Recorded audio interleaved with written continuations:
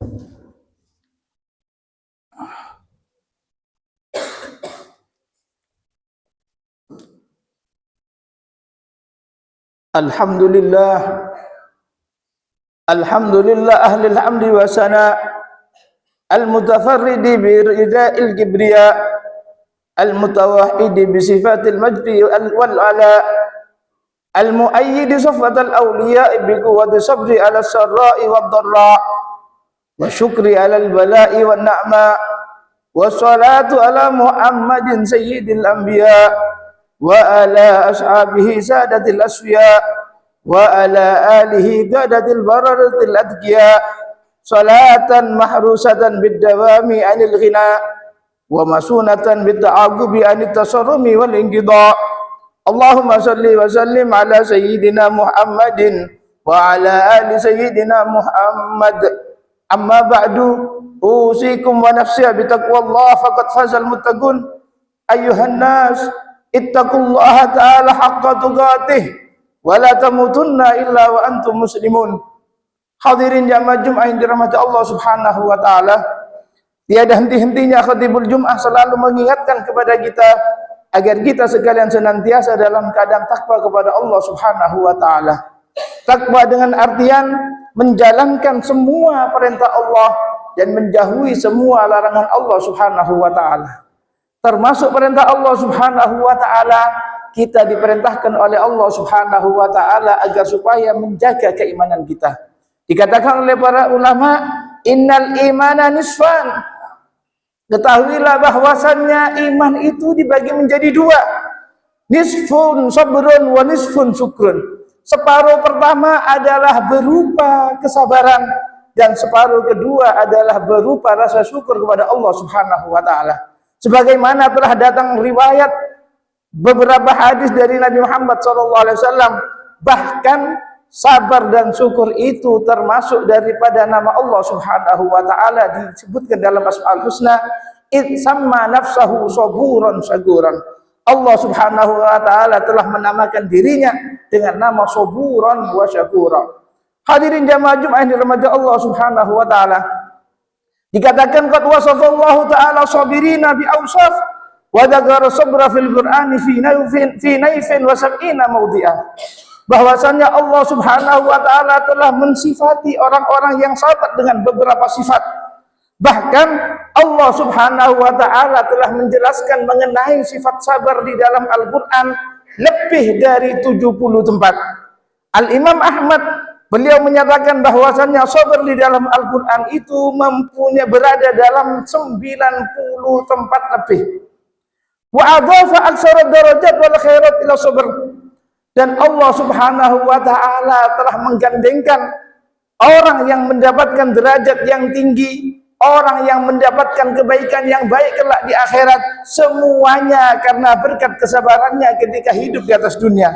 Karena memang kehidupan ini adalah sebuah ujian, kehidupan ini adalah sebuah cobaan dari Allah Subhanahu wa taala. Siapapun mereka yang hidup di atas dunia berarti dia telah mengalami ujian dari Allah Subhanahu wa taala. Hadirin jamaah Jumat yang dirahmati Allah Subhanahu wa taala, Al-Imam Ali bin Abi Thalib karramallahu wajha, beliau menyatakan as-sabru minal iman bimanzilatir ra'si minal jasad wala jasada liman la ra'salah wala imana liman la sabralah.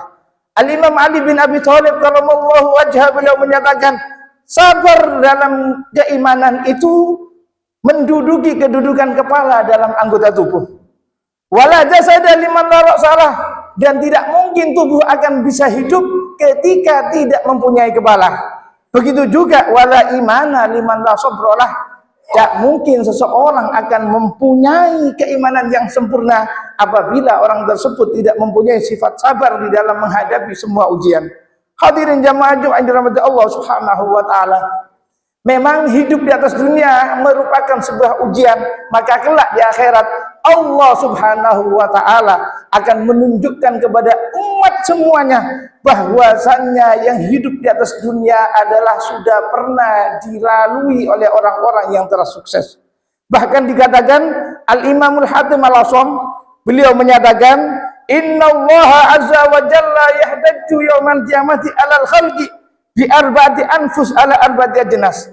Sesungguhnya Allah Subhanahu wa taala kelak akan menjadikan perbandingan bukti atas semua makhluk di muka bumi ini bi arba'ati anfus, dengan 4 manusia, untuk sebagai perbandingan dari beberapa banyak manusia.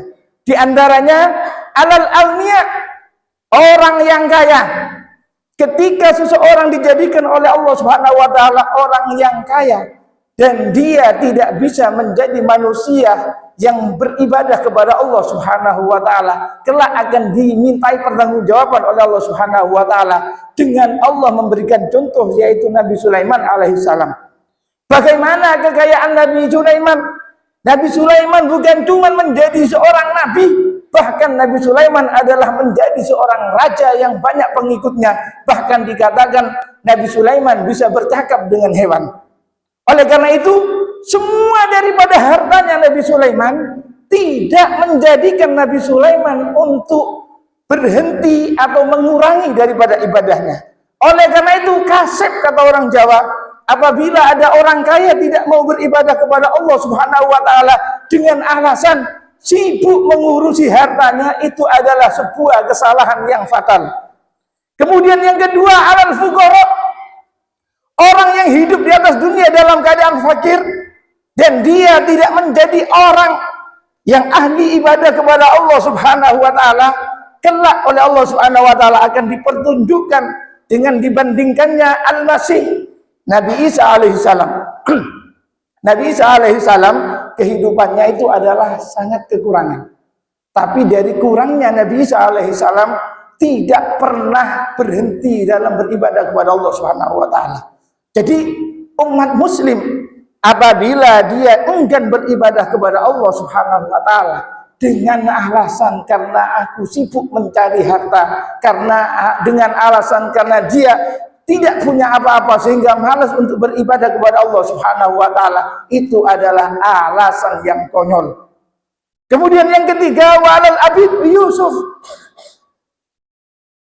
Ketika seseorang dijadikan tawanan, memang sekarang tidak ada, tapi zaman dulu ada. Ketika seseorang dijadikan hamba sahaya, sehingga dia sibuk melayani tuannya, kok tidak mau beribadah kepada Allah Subhanahu wa taala.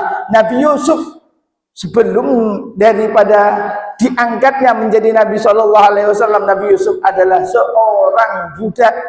Tapi keperbudakan Nabi Yusuf alaihissalam tidak mencegah untuk beribadah kepada Allah Subhanahu wa taala. Dan yang keempat, wa alal mardha bi Ayyub sallallahu alaihim. Bagi orang yang terkena musibah penyakit, orang yang hidupnya di atas dunia sakit-sakitan, tapi ternyata dia tidak menjadi orang yang beribadah kepada Allah Subhanahu wa taala dengan alasan karena sakitnya, kelak akan ditunjukkan oleh Allah Subhanahu wa taala Nabi Ayyub alaihissalam. Bagaimana sakitnya Nabi Ayyub? Bahkan diceritakan bukan cuman manusia sekitar yang menghindar daripada Nabi Ayyub alaihissalam, bahkan istrinya pun juga menghindar daripada Nabi Ayyub alaihissalam. Kenapa? Karena sakitnya yang sangat parah. Oleh karena itu, orang yang sakit yang tidak mau beribadah kepada Allah Subhanahu wa taala, itu adalah alasan yang tidak masuk akal. Hadirin jamaah yang dirahmati Allah Subhanahu wa taala, kesabaran itu memang harus kita miliki. Bahkan tidak ada orang yang mempunyai pangkat yang tinggi, mempunyai derajat yang tinggi di sisi Allah Subhanahu wa taala, kecuali orang tersebut mempunyai ujian yang berat. Oleh karena itu, tidak ada ceritanya orang tiba-tiba mendapat daripada gelar yang begitu hebat tanpa adanya ujian. Itu mimpi. Sehingga diceritakan, ruwiya anna Zakaria alaihissalam lamma haraba minal kuffar min bani Israil waqtafa fi syajarah fa'arafu dhalika faji'a bil minsar fanusirat syajarah. Dikatakan bahwasanya dahulu Nabi Zakaria alaihissalam pernah lari dari kejaran orang kafir di zaman daripada Bani Israel. Sehingga Nabi Zakaria alaihissalam ikhtafa fi syajarah. Nabi Zakaria sembunyi ada di dalam pohon. Namun anehnya, orang kafir hebat. Sekalipun Nabi Sulaiman sudah sembunyi di dalam pohon, bukan di belakang pohon, di dalam pohon. Tapi anehnya orang kafir mempunyai setan-setan yang banyak memberi pengetahuan kepada orang kafir, sehingga orang kafir mengetahui tentang keberadaan Nabi Zakaria. Diceritakan setan memberitahu orang kafir bahwasanya Nabi Sulaiman masuk atau bersembunyi di dalam pohon. Sehingga apa yang dilakukan oleh orang kafir? Faji'a bil minsyar. Orang kafir bersegera mengambil daripada gergaji. Fanusila bis sajarah. Maka pohon itu digergaji oleh orang kafir hatta balaghal minsyar ila ra'si Zakaria. Sehingga gergaji itu sampai kepada kepala Nabi Zakaria. Apa yang terjadi ketika kepalanya Nabi Zakaria terkena daripada gergaji? Fa'anna minhu annatan. Maka Nabi Zakaria alaihissalam beliau merintih, beliau merasa sakit ketika kepalanya dikena daripada gergaji dan pohon itu dibelah menjadi dua. Akhirnya apa? Fa'auhallahu ta'ala ilaihi. Allah subhanahu wa ta'ala memberikan wahyu kepada Nabi Zakaria. Ya Zakaria, la in sa'idat minka annatun saniyah la amhuwannaka min diwanin nubuwah. Wahai Zakaria, sekali lagi terdengar darimu rintihan rasa sakit karena gergaji yang dilakukan oleh orang kafir kepadamu. Apa jawaban Allah Subhanahu wa taala? La amhuwannaka min diwanin nubuwah. Maka aku benar-benar akan menghapus namamu dari catatan para nabi. Artinya, sekalipun digergaji dalam keadaan sakit seperti itu, Nabi Zakaria tidak boleh merintih kesakitan. Andai kata terjadi rintihan yang kedua, rintihan daripada Nabi Zakaria, karena sakitnya Nabi Zakaria, maka kata Allah Subhanahu wa taala, aku akan hapus engkau wahai Zakaria dari catatan para nabi. Artinya Nabi Zakaria akan dipecat untuk menjadi nabinya Allah Subhanahu wa taala. Namun apa yang dilakukan Nabi Zakaria? Karena memang manusiawi. Ketika digergaji sakit, fa'adha Zakaria alaihi salam ala sabri hatta kuti asyaturain. Maka Nabi Zakaria alaihi salam menggigit lidahnya, menutup mulutnya hatta kuti asyaturain, sehingga Nabi Zakaria terbelah menjadi dua. Ini Nabi, ujiannya yang seperti itu sehingga mendapatkan derajat yang tinggi di sisi Allah Subhanahu wa taala. Oleh karena itu, kalau kita sebagai umat Nabi Muhammad SAW yang ujiannya tidak seberapa, kemudian tidak mau sabar menghadapi daripada ujian-ujian tersebut, kita mau minta derajat yang tinggi dari Allah Subhanahu wa taala, dari mana? Maka itu tidak mungkin akan terjadi. Oleh karena itu kita berharap kepada Allah Subhanahu wa taala, semoga kita sekalian dijadikan oleh Allah Subhanahu wa taala bisa mempunyai sifat sabar di dalam menghadapi kehidupan demi menjadikan kesabaran tersebut untuk beribadah kepada Allah Subhanahu wa taala. Amin amin ya rabbal alamin. Wallahu subhanahu wa taala yaqul wa biqouli hadil muhtadun fa idza qura'al qur'an fasami'u lahu wa ansitu la'allakum turhamun. A'udzu billahi minasyaitonir rajim. Ma indakum yanfad wa ma indallahi baq wa lanajziyanna alladhina sabaru ajrahum bi ahsani ma kanu ya'malun. Barakallahu li wa lakum fil Qur'anil azim wa nafa'ani wa iyyakum bima fihi minal ayati wa dzikril hakim. Aqulu qawli hadza wa astaghfirullaha li wa lakum wa li walidayya wa li walidikum wa li jami'il muslimin fastaghfiruhu innahu wal ghafurur rahim. Allahumma shalli wa sallim ala sayyidina wa maulana Muhammad.